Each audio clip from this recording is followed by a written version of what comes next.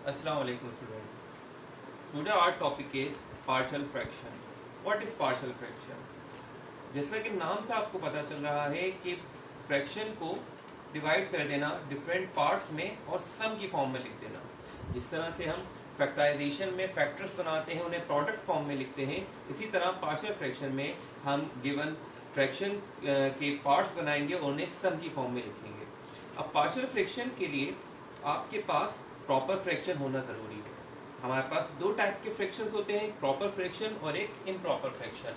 Proper fractions क्या होते हैं? जिनमें डिनोमिनेटर की डिग्री हाई होती है न्यूमरेटर की डिग्री से।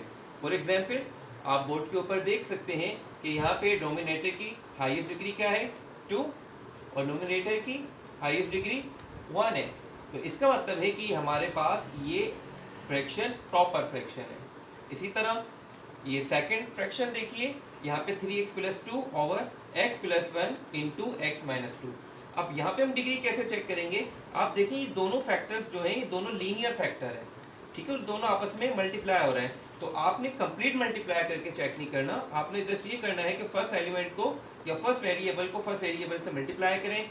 x स्क्वायर यानी x स्क्वायर, डेट मीन्स कि इसकी डिग्री क्या हो गई 2 और यहाँ पे इस फैक्टर की डिग्री, इस एक्सप्रेशन की डिग्री 1। तो डेट मीन्स कि ये फ्रैक्शन आपका प्रॉपर फ्रैक्शन है क्योंकि यहाँ पे डिनोमिनेटर की डिग्री ग्रेटर है न्यूमरेटर की डिग्री से। इसी तरह इम्प्रॉपर फ्रैक्शन में इसी को आप रिवर्स कर दें, यानी आपके डिनोमिनेटर की जो डिग्री है वो लेस होगी आपकी न्यूमरेटर की डिग्री से। जैसा कि आप यहाँ पे देख सकते हैं न्यूमरेटर यहाँ पे स्क्वायर में यानी इसकी डिग्री 2 है और यहाँ पे डिनोमिनेटर में इसकी डिग्री 1 है। तो इसका मतलब ये इम्प्रॉपर फ्रैक्शन है। इसी तरह अगर ये दोनों डिग्रीज डिनोमिनेटर की न्यूमरेटर की इक्वल हो जाए यानी सेम हो, जैसे कि यहाँ पे भी स्क्वायर है यहाँ पे भी स्क्वायर है यानी दोनों की डिग्री 2 है, तो इसका मतलब है ये भी इम्प्रॉपर फ्रैक्शन है।